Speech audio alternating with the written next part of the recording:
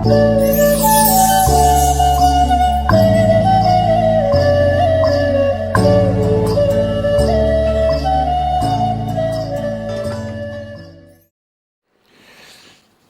तुझे ये तत्व ज्ञान परिचित हो जावे तत्व ज्ञान तत्वदर्शी संत से, उसके बाद इस उलझे हुए अज्ञान रूपी अंधकार, अज्ञान रूपी वृक्ष को और तत्व ज्ञान रूपी शस्त्र द्वारा काट के, तत्व ज्ञान रूपी शस्त्र यानी परमात्मा अपने सब आयुध है, सब आयुध माने अपने तत्व ज्ञान रूपी शस्त्र से सुसज्जित है, और उस तत्व ज्ञान रूपी शस्त्र से इस काट कर उसके पश्चात यानी तत्व ज्ञान से इस ज्ञान को हटाकर उसके पश्चात उस परमेश्वर के उस परम पद की खोज करनी चाहिए, जहां जाने के बाद ये प्राणी फिर लौट कर संसार में नहीं आते। उसी का यहां प्रमाण है कि परमात्मा एकता आप अपने वास्तविक नाम का से परिचित कराएं। आपका वास्तविक नाम क्या है और कौन सा पूजा का विधि है, और आप अपने आप तो तत्व ज्ञान रूपी शस्त्र से युक्त हैं, आपके पास तो वो हथियार है जो एक ज्ञान को सुलझा सकता है। अब देखो 17वें में ऋग्वेद मंडल नंबर 9 सूक्त नंबर 96 का मंत्र 16 में इतना ही हमने काफ़ी है कि आप अपने तत्व ज्ञान रूपी आयुध यानी शक्ति से, हथियार से, सत्सर से संपन्न है, उसके द्वारा आप काट के अपने सर्वोपरि रहस्य यानी गुप्त वास्तविक रहस्य में श्रेष्ठ नाम क्या है उसका ज्ञान कराएं। यहां देखिएगा इसमें वास्तविक नाम बताया 17वें में कि शिशुम, जो शिशु रूप धारण करके वो परमात्मा जब उत्पन्न होता है फिर शायद धीरे धीरे बड़ा होता है तो ज्ञानम यानी प्रकट होकर अपने ज्ञान का प्रचार करता है।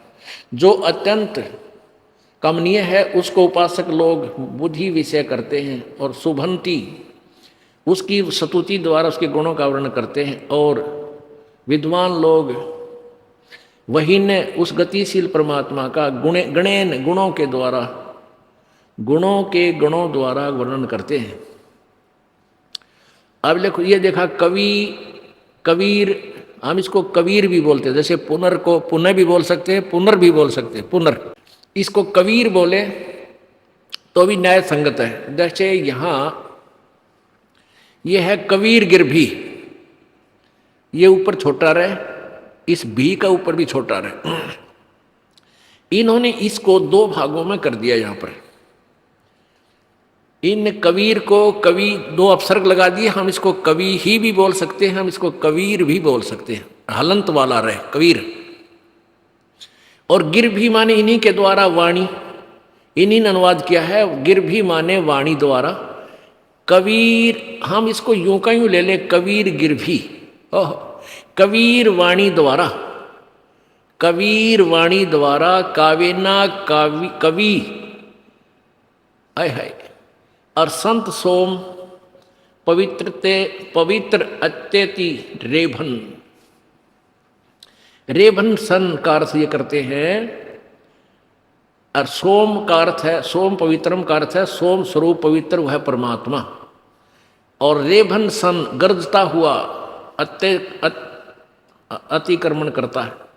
अब बात चल रहा है वाणी का और जा रहे हैं अतिक्रमण पर। रेभन सन माने गर्जता हुआ, गर्जता हुआ वो अपनी ऊंची आवाज में कविताओं द्वारा, काव्यन माने कविताओं से, काव्यन कविताओं से के द्वारा बोलता है।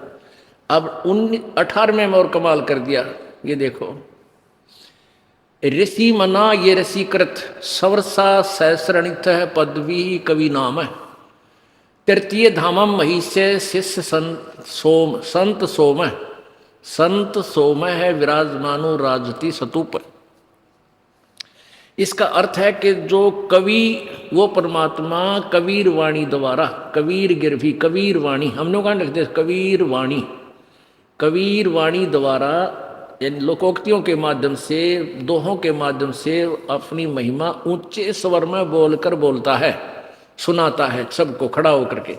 और उस ऋषि द्वारा, ऋषि मना ये ऋषिकृत वो ऋषि या संत रूप में प्रकट होने वाले परमात्मा द्वारा सहस्राणी था, यानी हजारों असंख्यों वाणी जो बोली जाती हैं, वो ऋषि मना सवरसा, यानी ऋषि स्वभाव वाले भक्तों के लिए वो वाणी बहुत ही आनंददायक होती है, सवरसा। और पदवी कवि नाम, उस कवियों लोकोक्तियों के माध्यम से वो वाणी बोलने के कारण वो प्रसिद्ध कवियों में से भी एक पदवी प्राप्त करता है। कवि पदवी कवि नाम है।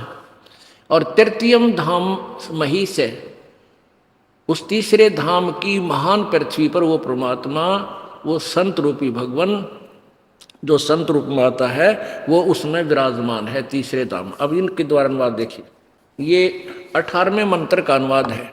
क्या अनुवाद करते हैं? सोम स्वरूप परमात्मा, यानी चंद्रमा जैसा शीतल भगवान, पालन की इच्छा करता हुआ, तीनों लोकों में प्रवेश करके सबका धारण पोषण करने के लिए, ये समझ लो 15वें अध्याय के गीता जी के श्लोक नंबर 16-17 में भी ये ज्ञान है। वह सोम स्वरूप परमात्मा, अमर भगवान, पालन की इच्छा करता हुआ, जो महान वह परमात्मा तृतीयम धाम, इन इसने लिखा अनुवादकर्ता ने, इस तृतीयम धाम का अर्थ सीधा बना है वो तीसरे धाम में। तृतीयम धाम का अर्थ बनता है तीसरे धाम में। इन्होंने क्या लिखा? देवयान और पितृयान, इन दोनों से पृथक तीसरा जो मुक्ति धाम है, उसमें विराजन, उसमें विराजमान है। बस यही समाप्त कर देना चाहिए था। इन्होंने अपनी अज्ञान सोच अड़ा दी। जो ज्ञान योगी है उसको, ज्ञान योगी का इसमें क्या मतलब था? इसका सीधा अर्थ बना है कि वो परमात्मा पालन की इच्छा करता हुआ, जो महान परमात्मा तीसरे मुक्ति धाम में रहता है, में विराजमान है, विराजमान है, यानी वो एक देशीय है और उसको प्रकाश करने वाला है, सतुमान है। कवि नाम पदवी, जो कानदर्शियों की पदवी अर्थात मुख्य स्थान है। देख, कवि नाम पदवी, इन्होंने उलझा दिया ना ज्ञान को, पदवी स्थान है। और सहस्रणीथ, अनंत प्रकार की सत्वनीय है। अनिथ माने संसरणीथ होता है, हजारों प्रकार की वाणियां हैं। ऋषि मना, सर्व ज्ञान के साधन रूप मन वाला वह परमात्मा है, जो ऋषिकृत सब ज्ञानों का प्रदाता, सवरसा सूर्य आदि को प्रकाशक, वह जिज्ञासु के लिए उपास्य। कोई बात हो नहीं, इन तरंगा करण का ठेका ले रखा था। इसका सीधा अर्थ है कि वो परमात्मा तीसरे धाम में रहता है, तीसरे मुक्ति धाम में। देखो, एक लोक तो ये है ब्रह्म का, 21 ब्रह्मांड का, ये भी इसका धाम है, लोक है, स्थान है। धाम कहो चाहे स्थान कहो। और दूसरा ये 7 संग ब्रह्मांड पर ब्रह्म का है। और इनसे तीसरा जो धाम, तीसरा स्थान सतलोक है, जहां परमात्मा कबीर जी रहता है। और वहां से चलकर वो परमात्मा यहां आता है और अपने ज्ञान को ऊंचे स्वर में बोल बोल कर सुनाता है, जिस कारण से वो प्रसिद्ध कवियों की पदवी भी प्राप्त करता है, लेकिन वो होता है भगवान ही। अब आपको दिखाते हैं इस नकली महर्षि के द्वारा परमात्मा कबीर जी के बारे में, परमात्मा के बारे में क्या व्याख्यान किया है। तो इससे सिद्ध होता है कि इन्हें कह का नहीं पता था भगवान के बारे में। ये देखो, सत्यार्थ प्रकाश, महर्षि दानव सरस्वती द्वारा ये लिखा गया, इसका अनुभव है। अब देखो, ये 9 थे महर्षि। अब इस पोज ने देख आदमी ने सोचा भाई कमाल है, महाराज जी के तो भगवान से को छू चुका है। और आदमी आप पर प्रभावित हो जाए इनकी इन अदाओं को देखकर। तो पहले तो हमें ज्ञान नहीं था, इसलिए हम इनसे प्रभावित थे, पर तो इनको हम बिल्कुल बालक समझते हैं, बालक। ये देखो, सत्यार्थ प्रकाश, ओम सत्यार्थ, अथ सत्यार्थ प्रकाश है। वेद आदि विविध सदशास्त्र प्रमाणय, यानी वेद आदि सदशास्त्रों के प्रमाणों से इसकी रचना श्री ये बड़े पूछ के उपमाला रखी महर्षि दानव सरस्वती ने की है। इसका ये अर्थ है। ये कहाँ से छपा है? प्रकाशक वैदिक यति मंडल, दान मठ, दीनानगर, पंजाब। छपा कहाँ से है? मुद्रक है आचार्य प्रिंटिंग प्रेस, दानंद मठ, गोहाना मार्ग, रोहतक। ये यहाँ से छपा है। इसके 11वें समोल्लास में प्रश्न नंबर 306 पे ये देखिएगा। अष्टमो समोल्लास ना एकादश समोल्लास है, सत्यार्थ प्रकाश है, 306 पृष्ठ पे। अब परमेश्वर के बारे में क्या बताया है इस अज्ञानी महर्षि ने? प्रसन्न है कबीर पंथी तो अच्छे हैं। स्वामी जी कहता नहीं, दानंद जी कहते नहीं, कबीर पंथी अच्छे नहीं हैं। प्रसन्न क्यों अच्छे नहीं हैं?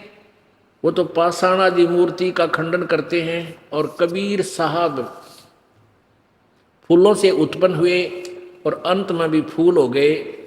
ब्रह्मा विष्णु महादेव का जन्म नहीं था, तब भी कबीर साहब थे बड़े सिद्ध। जिस बात को वेद पुराण भी नहीं जान सकता उसको कबीर जानता है। सच्चा रास्ता है सो कबीर ने ही दिखलाया है। इसका मंत्र सतनाम कबीर आदि है।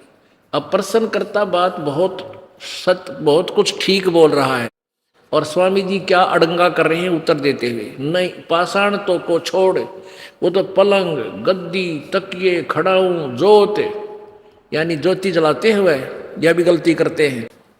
दीप, ज्योत अर्थात दीप जो हम ज्योत जलाते हैं उसको भी स्वामी जी नकार रहे हैं कि वो गलत करते हैं। आदि का पूजन पाषाण मूर्ति से न्यून नहीं, यानी वो तो पाषाण को पत्थर तो छोड़ पलंग, गद्दी, तकिए, खड़ाऊं और जोत की भी पूजा करते हैं, जो पत्थर मूर्ति से भी क्या घटिया नहीं। क्या कबीर साहब बनोगा था? वह कलियां था जो फूलों से उत्पन्न हुआ और फूल ही अंत में फूल हो गया। यहाँ यह जो बात सुनी जाती है वह सच्ची होगी। देखो, पहले तो विद्वान की परिभाषा यहीं खत्म हो जाती है, जो संभावना व्यक्त करता है क्लियर नहीं करता बात ने। तो यहाँ स्वामी जी कह रहे हैं कि जो ये बात सुनी जाती है यह सच्ची होगी, तो इनका लिखने का अधिकार नहीं है जो कंसेप्ट क्लियर नहीं कर सकता। एक फाइनल करना कि ऐसा है, तो पहले तो यहाँ दोगलापन, और फिर आगे कमाल ही कर दिया इसने। सुनी जाती है वही बात सच्ची होगी, वही सच्ची होगी। कोई जुल्हा काशी में रहता था, उसके लड़का बाला नहीं था। एक समय थोड़ी सी रात्रि थी, बाजार में रात चला जाता था तो देखा सड़क के किनारे एक टोकरी में फूलों के बीच में उसी रात का जन्मा बालक था। वह उसको उठा लाया, अपनी स्त्री को दे दिया। उसने पालन किया। वह बड़ा हुआ तो जुलाहे का काम करता था। किसी पंडित के पास संस्कृत पढ़ने के लिए गया। उसने उसका अपमान किया, कहा कि हम जुलाहे को नहीं पढ़ाते। इस प्रकार कई पंडितों के पास फिरा, परंतु किसी ने न पढ़ाया। तब ऊट पटांग भाषा बनाकर जुलाहे आदि नीच लोगों को समझाने लगा। और तेरा गजब भैया, तंबूरे लेकर गाता था, भजन बनाता था, विशेषकर पंडित शास्त्र वेदों की निंदा किया करता था। कुछ मूर्ख लोग उसके जाल में फंस गए, और जब मर गया तो तब लोगों ने उसको सिद्ध बना लिया। जो उसने जीते जी शब्द आदि बनाया था, जो मतलब लोगों कविताएं बनाई थी, उसको उसके चेले पढ़ते थे। वारे महर्षि। अब देखो आ गया ना तोड़। अब वेद कहते हैं वो परमात्मा होता है, और अपनी महिमा का ज्ञान वो ऊंचे स्वर में बोल बोल कर कविताओं के माध्यम से, दोहों के माध्यम से उच्चारण करता है, जिस कारण से वो एक महान कवियों में से भी एक कवि भी प्रसिद्ध होता है। लेकिन वो होता है भगवान, वो अमर पुरुष होता है, और वो परमात्मा अपनी महिमा को ऊंचे स्वर में गरज गरज के, क्योंकि ढोल के डंके पर बोलता है, सबको ठोक के सुनाता है। ये तो वेद कहते हैं वो ऐसा ही करता है। और स्वामी जी उस परमात्मा को ना पहचान कर महर्षि दानंद जी भगवान के विषय में बोल रहे हैं कि वो भगवान नहीं था, यानी लाल को नहीं पहचान सका, और कौडियों की गठड़ी बंधवा दी भोले समाज को कि ये लाल है। अपनी अज्ञान सोच परमात्मा निराकार है। और फिर दूसरी अज्ञान सोच कि सूर्य पर मनुष्य रहते हैं, ऐसे ही सब पशु पक्षी भी रहते हैं, वहाँ बाग बगीचे भी हैं, वहाँ इन्हीं वेदों को पढ़ते हैं। ये विद्वानों की बात, ये खगोल भगोल के बारे में जान। सूर्य के ऊपर आदमी कोई कहे मनुष्य रहता है, कलेजा हिल जा जब होश में होता है। ये भांग पिया करता था, उसके नशे में ये बातें लिखी। और इन्हीं बातों का ये जो ज्ञान दास ने इस अज्ञानी के अज्ञान की पोल खोल दी। और जो सत्यार प्रकाश बेच कर रोटी खा रहे थे, उन आचार्यों को भगदड़ मच गई। उन्होंने भोले समाज को भ्रमित किया, रामपाल झूठ बोलता है, महर्षि की आलोचना करता है, और ये क्रोथा कांड करा दिया उन दुष्टों ने। उन्होंने तो सोचा था ये काम तमाम हो जाएगा, इतना बदनाम कर दे रामपाल को कि इसके चेले भी बाज जा, सुने नहीं इसकी बातों को, सारा समाज इसको नफरत करे हैं। तो उन्होंने ऐसा सोचकर ये जुल्म करवा दिया। लेकिन वो भूल गए थे कि अब मानव समाज 200 वर्ष पुराना नहीं रहा, शिक्षित है। और दास ने ऐसा रंग रखा है कि सारी पृथ्वी एक तरफ और दास का अनुयायी एक तरफ, ये टस से मस नहीं हो सकते। दास का पूरा काम हो चुका है, ज्ञान खोल कर धर दिया। पूरे विश्व में तूफान आने वाला कुछ दिन हम देख लेना इस तत्व ज्ञान का। इतना प्रचार, इतनी पुस्तकें समाज में भेज दिया कैप्सूल, अब पढ़ पढ़ कर चक्कर काटते आते हैं वो भोली आत्मा। उत्तर अगर मर गए थे, कहाँ था ये ज्ञान अभी तक। और परमात्मा अपने विषय में खुद कहते हैं, चारों युग में संत पुकारे, कूक कया हम हेल रे। अब ने भी आवाज देकर रुक के मार मार कर कहा, हीरे माणिक मोती ही बरसे, ये जग चुगता ढेल रे। हम वो यथार्थ ज्ञान रूपी, सत्य भक्ति रूपी मोतियों की वर्षा कर रहे हैं। और ये भोली आत्मा इन अज्ञानी ऋषि महर्षि संत और गुरुओं के अज्ञान से परिपूर्ण होकर के इन कौड़ियों की गठड़ी बांध कर वजन उठाए फिरते हैं कि हमने बहुत कुछ कमा लिया, और लाल को ठोकर मार रहे हैं। संजा है तो सिर दर पाओ, बहोर नहीं रे ऐसा दाओ। बोलो सतगुरुदेव की जय। परमपिता परमात्मा पूर्ण ब्रह्म, सारी सृष्टि के रचनहार, कुल मालिक कबीर देव, कबीर साहब, अल्लाहु अकबर, ये वही परमात्मा है जो बनारस में जुलाहे रूप में 120 वर्ष तक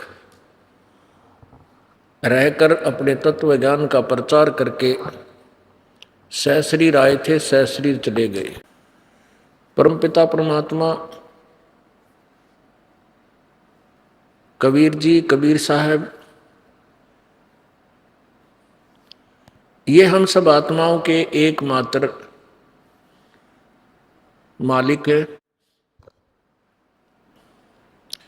ये वही परमेश्वर है जिनका गुणगान सभी सद्ग्रंथ करते हैं।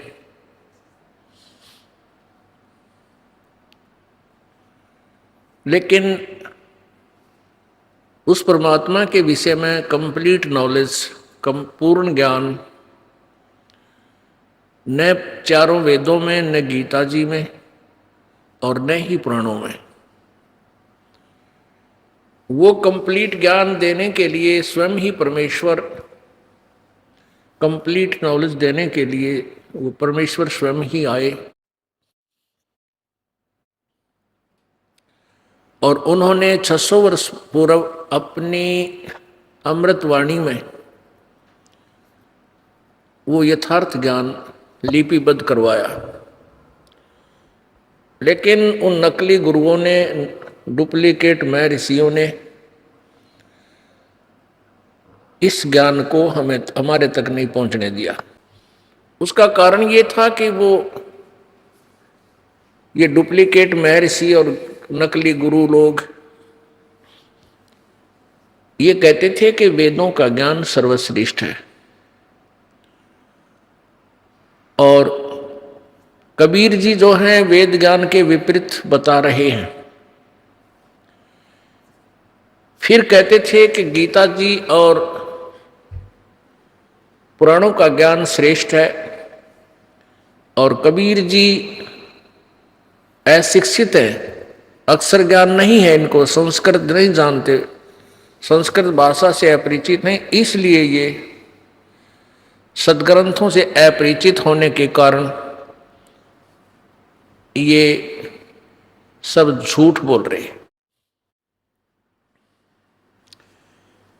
तो हम सभी इस बात से संतुष्ट रहे क्योंकि कबीर जी अक्षर ज्ञान नहीं था कबीर परमेश्वर जी को।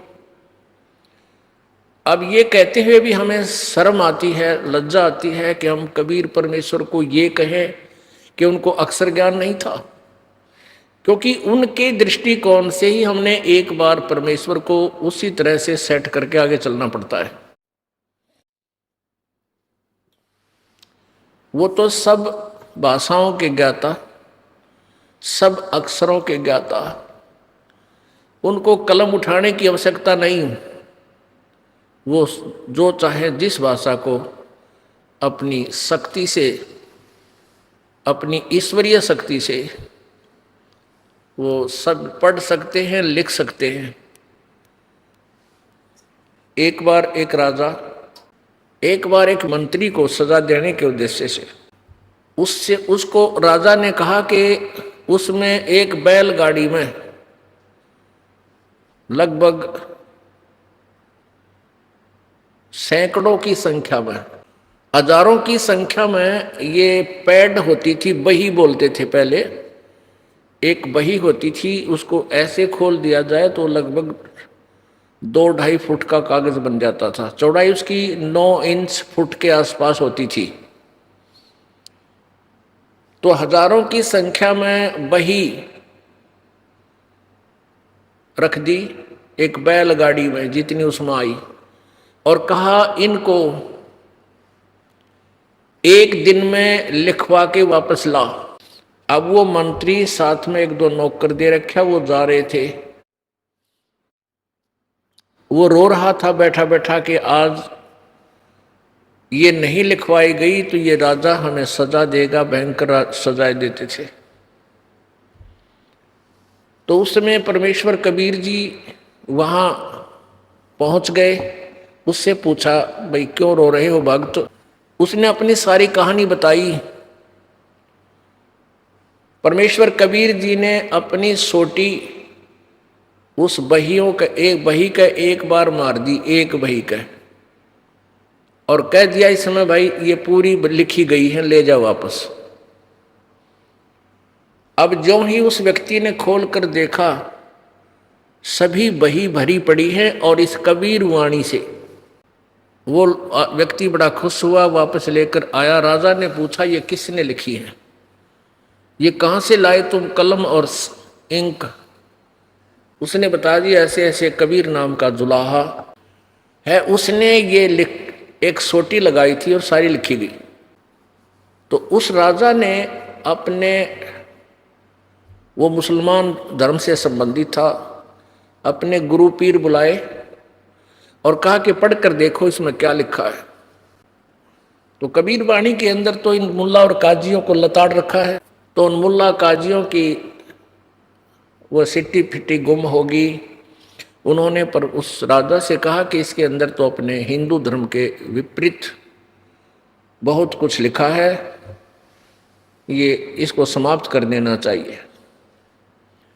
राजा ने वो सारी की सारी दरिया में डलवा दी। अपने आत्मा उस समर्थ की समर्थता को हम कहाँ तक जान सकते हैं?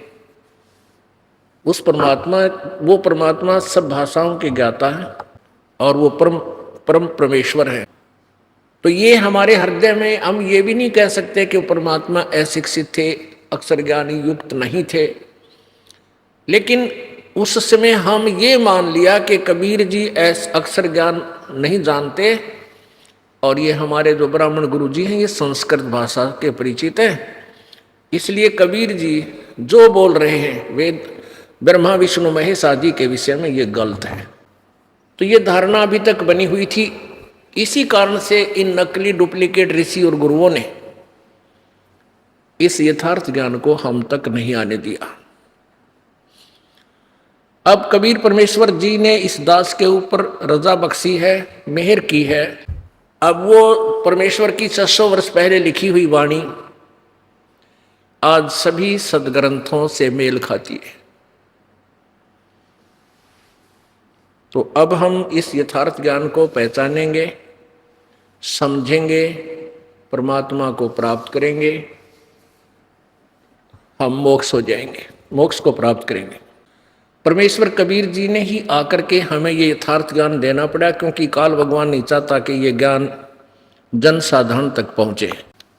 इसका प्रमाण आप सुबह देख चुके हो कि न तो ब्रह्मा जी को ज्ञान, न विष्णु जी को ज्ञान और न शंकर जी को ज्ञान, और न ही किसी ऋषि महर्षि ब्राह्मण को ज्ञान,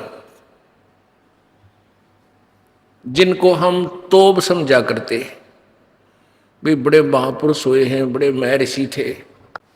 अब वही हमारे पवित्र सदग्रंथ हमारे समक्ष हैं, हम शिक्षित हैं और हम अपनी आंखों से उन को देख सकते हैं और परमेश्वर द्वारा दिए गए उस ज्ञान से हम उसकी तुलना कर सकते हैं। आज सुबह के सत्संग में आपको बताया गया था कि शिक्षा की कोई विशेष आवश्यकता नहीं थी। सतयुग, त्रेता, द्वापर, इन तीनों युगों में केवल एक वर्ग था जो शिक्षा ग्रहण करता था और उनकी सेवा, उनकी ड्यूटी लगा रखी थी। उनका कार्य था कि वो सदग्रंथों को पढ़ें, उनको समझें और जनसाधारण को अपने मौखिक ज्ञान द्वारा उनको समझाएं। तो जिस कारण से हम अपना धंधा करके, जिसका भी जैसा व्यवसाय था, कार्य अपना करते थे, संत अपने परिवार का पोषण करते थे और प्रभु की साधना किया करते थे, जैसा भी उन ऋषि महर्षियों ने हमारे को बताया गया था। अब शिक्षा का विशेष लाभ हमें अब मिला है कलयुग में, और इसकी हानि भी बहुत है। हानि यह है कि हम इतने काग बन गए, इस ज्यादा शिक्षा ग्रहण करने से कि हम ओवर क्लेवर हो गए। ना बहन भाई का प्यार रहा, ना माता पिता की सर के प्रति श्रद्धा रही, और केवल माया जोड़ने की हमने एक होड़ लगा रखी है। बड़ी कार हो और अच्छा खूब धन हो, एक दूसरे से हम अपने क्षेत्र में माया के कारण प्रभु बन जावा। और ये आज से सैकड़ों वर्ष पहले ऐसा नहीं था, और सभी चैन से रहा करते थे। खेतों में, घर में झोंपड़ियां डाल रखी थी, खूब बढ़िया फलदार वृक्ष हुआ करते थे। कहने का भाव ये है कि थोड़ा सा मकान बना के गर्मी सर्दी से बचने के लिए वो हमें बहुत पर्याप्त है, क्योंकि गर्मी सर्दी वर्षा ओलों आदि से बचने के लिए एक छोटा सा अपना एक घोंसला बना लेना होता है। हम क्या करते हैं कि माया सारा दिन लूट रहते हैं, मेरी झूठ बोलना कि तो 2 नंबर तो बात करा, कई किसी प्रकार के धंधे करते हैं और फिर एक कोठी गाड़ देते हैं, एक कार ले लेते हैं। बस सारा दिन तो धक्के खाए, फिर वो सारा एक जगह कोठी पर ला दिया, पैसा बना दी 4 मंजिल की। सोना एक कमरे में, एक चारपाई पर आपने विश्राम करना होता है, और बाकी शेष स्थान कोरी बकवाद है। तो वो पैसा और समय जो समय हमने बर्बाद किया पैसा खर्च कर इकट्ठा करने में, फिर वो महल बनाने में, वो व्यर्थ है। तो पहले ऐसा नहीं होता। पहले चंद राजा लोग या कुछ थोड़े बहुत मुट्ठी भर माया के पुजारी ही बड़े महल बनाया करते थे और वो महादुखी रहते थे। जहां माया है वहां चैन नहीं हो सकती। उदाहरण आपके समक्ष है, एक व्यक्ति के पास बहुत ज्यादा धन था, जमीन थी। आपसी बंटवारे में उसी की पुत्री और दामाद ने उन सबको मार डाला, खत्म कर दिया, पूरा कुनबा काट दिया और वो स्वयं जेल में पड़े हैं। और वो माया कहाँ गई? पुण्यात्माओं, परमात्मा हमें यही याद दिलाना चाहते हैं। माया की महिमा कहूं कनक कामनी काल, जिन चंपी सो खा लिए, ये सिद्ध साधक बेहाल। तो परमात्मा हमें ये बताने के लिए आए थे कि तुम यहां के वासी नहीं हो, तुम सतलोक के वासी हो।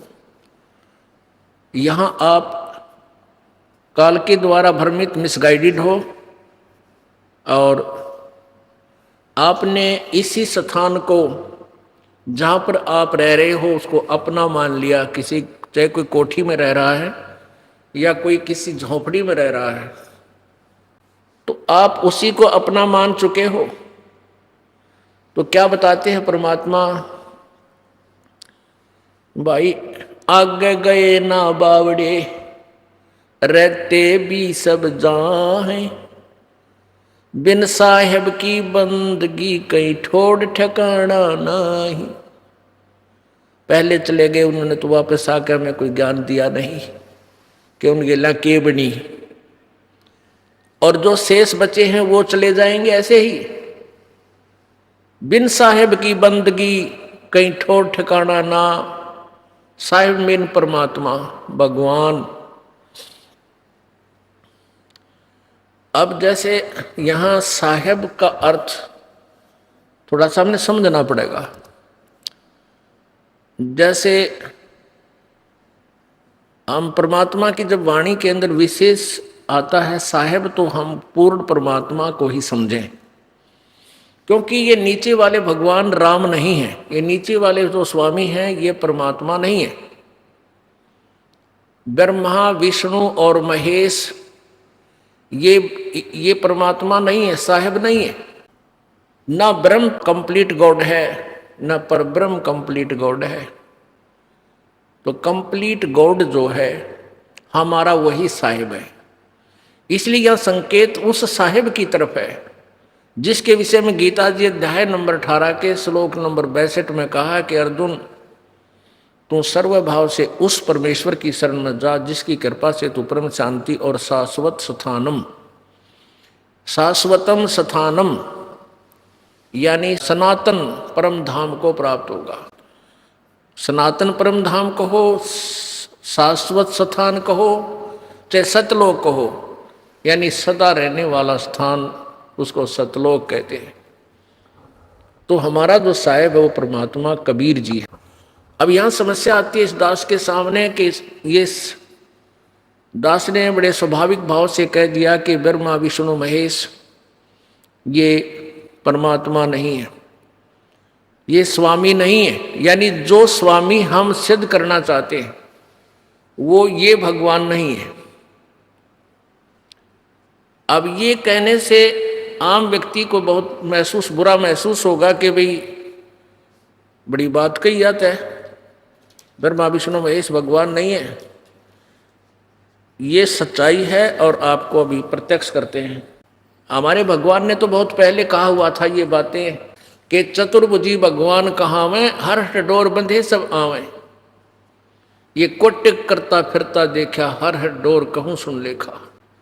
अब देखिएगा ये श्री शिव पुराण के अंदर कि ब्रह्मा विष्णु महेश भगवान नहीं है, स्वामी नहीं है, ईश नहीं है। ये शिव पुराण में कहा गया है। ये है शिव पुराण, शिव महापुराण हिंदी टीका सहित भाग 1।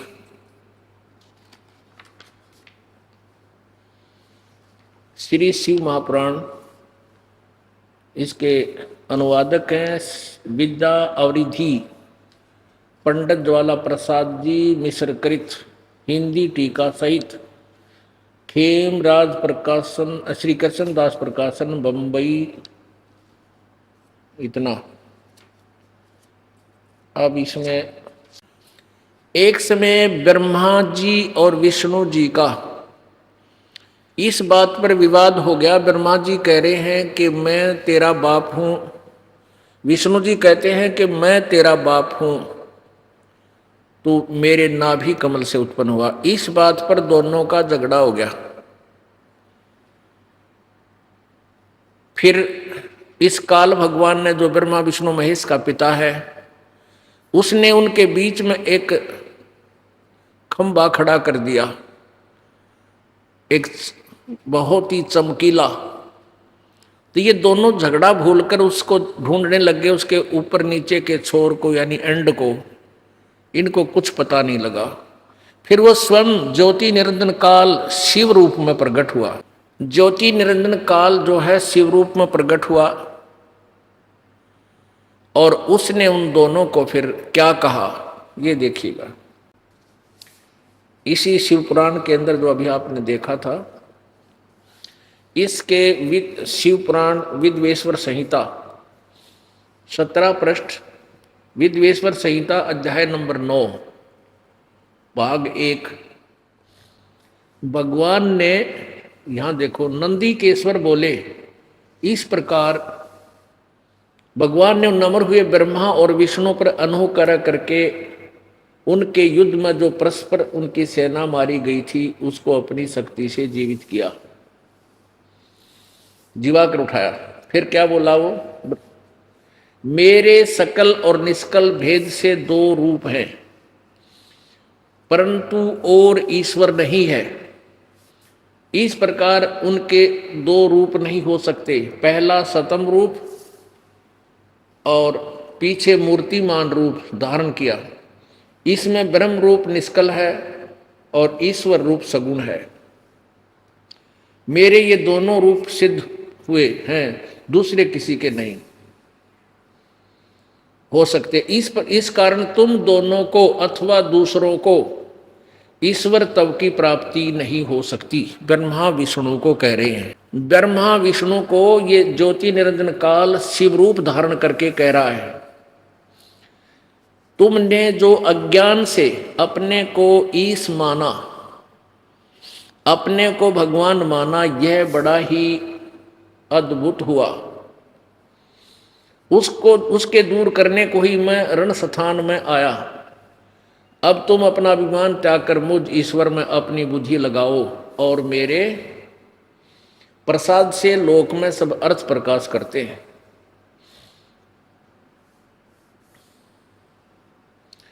क्या कह रहा, मैं ही ब्रह्म हूं और मेरा ही कल अकल रूप है। ब्रह्म होने से मैं ईश्वर हूं। अनुग्रह आदि ही मेरा कृत्य है। सर्वव्यापी होने से मैं जगत के वर्धक होने से ब्रह्मा हूं।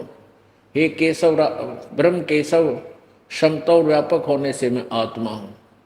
मैं ईश सबका ईश हूं, यह मेरा है, मेरे सिवा किसी दूसरे का नहीं है। प्रथम तो ब्रह्म तब ज्ञान के निमित्त निष्कल ब्रह्मा का प्रादुर्भाव हुआ। अब आगे देखना है क्या कहता है। पुत्रों, ये 18 पृष्ठ पे, इससे मैं अज्ञात रूप हूं, पीछे तुम्हें प्रगट दर्शन देने के निमित्त साक्षात ईश्वर तत्क्षण ही मैं सगुण रूप हुआ हूं। और यहां देखो, हे पुत्रों, यह कृत आपने ब्रह्मा और विष्णु को बता रहे हैं कि सृष्टि और सतीथि का जो तुम्हारा डिपार्टमेंट है, जो तुझे दिया है तुम्हें, हे पुत्रों, यह कृत आपने तप से प्राप्त किया है, जो कि सृष्टि उत्पत्ति और पालन कहता है। सो मैंने प्रसन्न होकर तुम्हें दिया है। इसी प्रकार से दूसरे दो कृत रुद्र और महेश को प्रदान किए हैं, परंतु अनुग्रह कृत कोई भी पाने को समर्थ नहीं है। सो पूर्व के कर्म तुमने समय से विसार दिए, रुद्र और महेश ने उनको नहीं बुलाया। 19 पर रूप वेश कर्च आसन वाहन और आयुध आदि में हमारी साम्यता थी। हे सौम्य, मेरे ज्ञान के विमुख होने से तुम्हें अज्ञानता आ गई। मेरा ज्ञान होने से ऐसा नहीं होता। ज्ञान और रूप महेश के तुल्य हो जाता है। इस कारण उस ज्ञान की सिद्धि निमित्त ओंकार नामक मंत्र जप करो। यह अभिमान का दूर करने वाला है। सोई निज मंत्र उपदेश करते हैं। यह ओंकार मेरे मुख से उत्पन्न होने से मेरे ही रूप का बोधक है और महामंगल करने वाला है। यह वाचक है, मैं वाच्य हूं। यह मंत्र मेरा आत्मा है। इसके स्मरण से मेरा स्मरण होता है। उत्तर की ओर के मुख से आकार, पश्चिम के मुख से उकार, दक्षिण के मुख से मकार, पूर्व मुख से बिंदु, मध्य के मुख से नाद, ये 5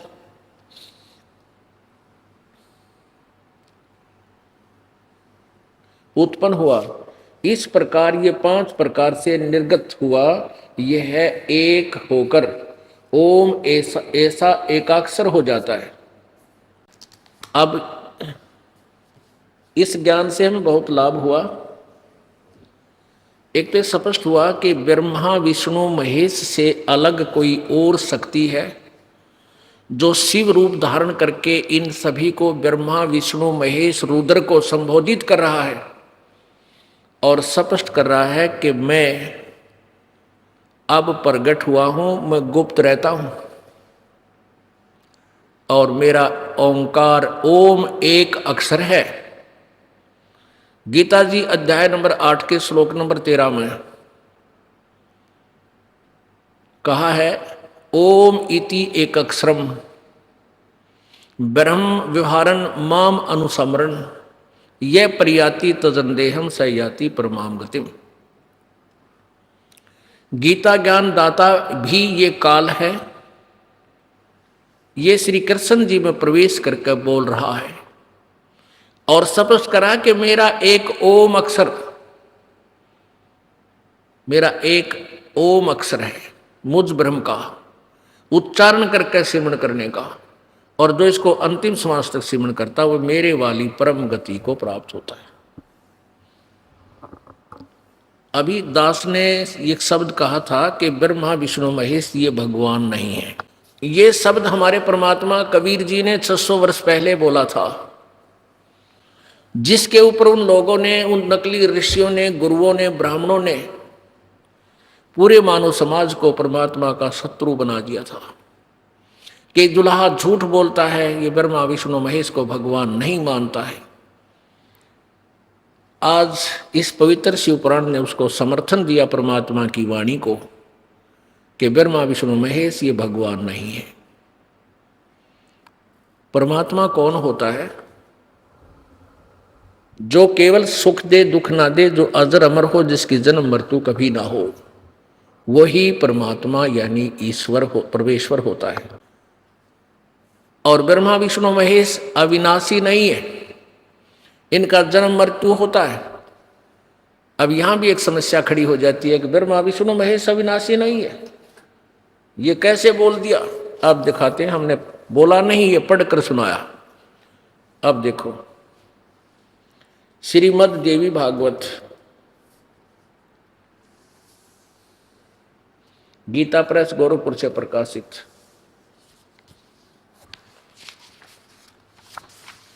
श्रीमद् देवी भागवत संक्षिप्त, सचित्र मोटा टाइप, संपादक हनुमान प्रसाद पोदार, चिमनलाल गोस्वामी। ये गीता प्रेस गोरखपुर से प्रकाशित है। मुद्रक एवं प्रकाशक गीता प्रेस गोरखपुर, गोविंद भवन कार्यालय कोलकाता का संस्थान। इसके 123 पृष्ठ पर तीसरे स्कंद में ये कंसेप्ट क्लियर है कि ब्रह्मा विष्णु महेश नासवान है, इनका जन्म और मृत्यु होता है। ये तीसरा स्कंद 123 पृष्ठ। भगवान विष्णु दुर्गा की, अपनी माता दुर्गा जी की स्तुति कर रहे हैं। तुम शुद्ध स्वरूपा हो, यह संसार तुम ही से उद्भासित हो रहा है। मैं ब्रह्मा और शंकर हम सभी तुम्हारी कृपा से विद्यमान है। हमारा आविर्भाव अर्थात जन्म, तिरोभाव बीन मृत्यु होता है, हुआ करता है। हमारा आविर्भाव अर्थात जन्म और तिरोभाव बीन मृत्यु हुआ करता है। केवल तुम ही नित्य हो, जगत जननी हो, प्रकृति और सनातनी देवी हो। भगवान शंकर बोले, देवी यदि महाभाग विष्णु तुम्ही से प्रकट हुए हैं तो उनके बाद उत्पन्न होने वाले ब्रह्मा भी तुम्हारे बालक हुए। फिर मैं तमोगुणी लीला करने वाला शंकर क्या तुम्हारी संतान नहीं हुआ? अर्थात मुझे भी उत्पन्न करने वाली तुम ही हो। शिवे, संपूर्ण संसार की सृष्टि करने में तुम बड़ी चतुर हो। इस संसार की स्थिति, इस संसार की सृष्टि, स्थिति और संहार में तुम्हारे गुण सदा समर्थ है। उन्हीं तीनों गुणों से उत्पन्न हम ब्रह्मा विष्णु एवं शंकर नियमानुसार कार्य में तत्पर रहते हैं। अब इस पवित्र सदग्रंथ ने कितना काम हल्का कर दिया श्रीमद देवी भागवत ने। ब्रह्मा विष्णु महेश अविनाशी नहीं है, जन्म मृत्यु होता है। दुर्गा इनकी माता है। रजगुण ब्रह्मा है, सतगुण विष्णु, तमगुण शिव जी। पुण्यात्माओं, परमात्मा के ज्ञान को हमने नए सिरे से समझना होगा, स्वयं देखना होगा। पहले जो भी लोकवेद हमने सुन रखा है वो किंवदंतियां हैं, वो शास्त्र विरुद्ध ज्ञान है, अपनी अपनी डफली, अपना अपना राग है। जो किसी सदग्रंथ से नहीं मेल खाता वो ज्ञान नहीं, अज्ञान है। परमात्मा परमेश्वर कबीर जी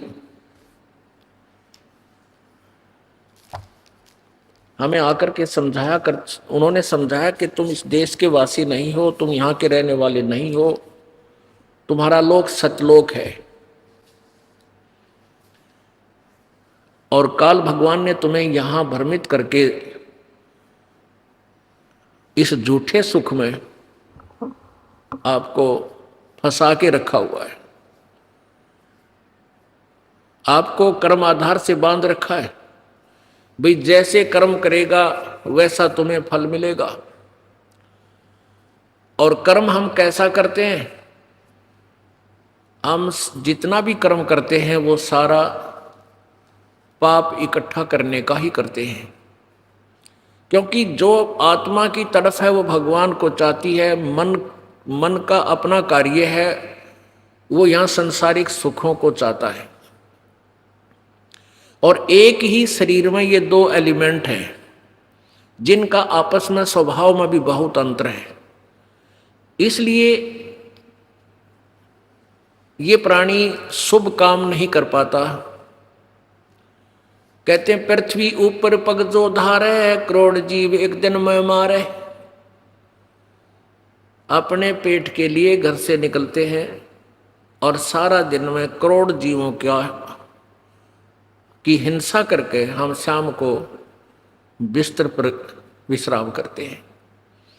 और पुण्य कोई नहीं बन पाता, क्योंकि जो भक्ति साधना हम करते थे वो ज्ञान गलत, वो हमारा way of worship according to shastra नहीं। गीता जी अध्याय नंबर 16 के श्लोक नंबर 23 में कहा कि शास्त्र विधि को त्याग कर जो मनमाना आचरण करते हैं उनकी न तो कोई गति होती है, ना सुख होता है, ना कोई सिद्धि प्राप्त होती है, अर्थात व्यर्थ। फिर 24वें श्लोक में कहा कि अर्जुन इससे तेरे लिए कर्तव्य और अकर्तव्य की व्यवस्था में, यानी कौन से धार्मिक कर्म करने चाहिए, कौन से ना करने चाहिए, उनके लिए शास्त्र ही प्रमाण है। तो पुण्यात्मा, हम शास्त्र समझ नहीं सकते थे, और जो वो शास्त्रों के ज्ञाता माने जाते थे वो कोरे अज्ञानी थे। इस करके ये बखेड़ा अभी तक चला रहा। अब परमात्मा ने ये क्लियर कर दिया है, अब इसमें कोई शंका नहीं रहेगी। अब हमें केवल भक्ति ही करनी है। अब यहां का विधान है कि तू जैसे कर्म करेगा वैसा फल मिलेगा। तो कर्म हम सारे शास्त्र विरुद्ध करते थे, साधना हमारी कोई बनती नहीं थी, पुण्य नहीं बनता था, कोरे पाप इकट्ठे करते थे। हमें पुण्य करने की व्यवस्था, पुण्य करने का मार्ग और करने का अवसर परमात्मा ही आकर प्रत्येक युग में देकर जाता है। तो उस समय हम सबकी बैटरी चार्ज कर जाता है लाखों और करोड़ों की। वो लाखों और करोड़ों की संख्या में जो परमात्मा कबीर जी की शरण में आते हैं, ढेर सारे पुण्य वो परमात्मा करवा जाता है। अपने एक ही समय के प्रकट होने पर फिर धीरे धीरे बीच बीच में प्रकट होता रहता है। जिस कारण से आज तक यह भक्ति जीवित रही, नहीं तो पुण्यात्माओं इस काल ने ऐसा विनाश कर देना था कि राम नाम की कोई चीज आपके हृदय में नहीं होती, नास्तिक बना देता ये। जैसे पूरा चीन कंट्री जो है वो पहले महात्मा बुद्ध का अनुयायी था और महात्मा बुद्ध के बताए अनुसार उनको कोई आध्यात्मिक लाभ हुआ नहीं, इसलिए वो कम्युनिस्ट बन गया। कम्युनिस्ट मीन नास्तिक। और काल यही चाहता है कि ऐसे दूत भेज दूं, बात बनावे गणी, ज्ञान उनके पास हो नहीं, उनके द्वारा भक्ति विधि सही होनी, और जनता उनके पीछे लग जाए, अपना जीवन नष्ट करके वो नास्तिक हो जाए। अब ये जितने भी पंथ चल रहे हैं, राधा स्वामी पंथ, धन सतगुरु पंथ, ये बाल योगेश्वर वाले, हंसादेश वाले, सतपाल जी वाले, ये सुधांशु जी वाले, ये आसाराम जी वाले और ये निरंकारी वाले, ये वो पुण्यात्मा है इनके प्रमुख जो पहले कभी परमेश्वर कबीर जी के चरणों में रहे थे, आज काल के हाथों फंस गए, ये पार नहीं हुए। इनको भेज दिया मिसगाइड करने के लिए, और इनके सहारे ये भोली आत्मा इनकी मीठी मीठी बातों में, इनकी छोटे मोटे चमत्कारों में फंसकर अब उनके अपने जीवन को बर्बाद कर रहे हैं। और कुछ दिनों में देख लेना ये पंथों वाले सारे नास्तिक हो जाएंगे, क्योंकि सब टूट चुके हैं। भगवान के लिए निकले थे, उनकी वो बिरान माटी हो रही, किसी का कैंसर हो रही है, किसी का जो है ना वित्तीय हालत बिगड़गी, 5-5 गोली खाकर नींद नहीं आती, ऐसी दुर्दशा हो रही है। और अब यहां आ रहे हैं तो परमात्मा आते हैं तभी ये पुण्य बनवा के जाते हैं। जैसे अब जो साधना आप जी कर रहे हो, जिसने भी 1 वर्ष भी साधना इस दास के द्वारा बताई हुई कर ली, सतनाम की और ये दूसरे मंत्र की, आप ना जाने कहां कहां कौन से लोकों में किस किस पद के अधिकारी बन जाओगे। यदि आप नाम त्याग के काल के हाथों चले गए तो आपको ऐसे खिलाएगा जैसे आप सोच भी नहीं सकते। आप ही का पुण्य, आप ही का जूता आप ही के सिर पर है।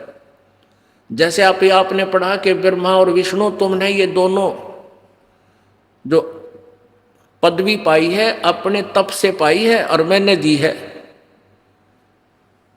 डले डोए तुमने और दी मैंने, यानी तुम्हारी मेहनत करी तुमने और दी मैंने,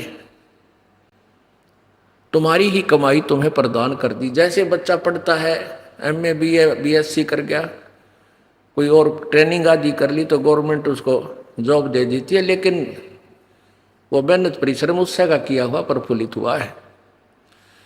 तो ऐसे ये आपको मूर्ख बना के और फिर आपके कर्म बिगड़वा देता है। जैसे ये जितने भी संत आए हैं, लाखों करोड़ों प्राणियों को मिसगाइड करने का दोष इन पर इतना गिर जाएगा कि कई लाखों वर्ष ये नरक में डाल दिए जाएंगे। आज ये अंडी पाके फिर हैं, आज ये किसी की नहीं सुनते क्योंकि इनकी पिछले पुण्य चल रहे हैं और लाखों करोड़ों व्यक्ति इनको प्रणाम करने वाले श्रद्धालु हैं और ना जाने कितना दान का वो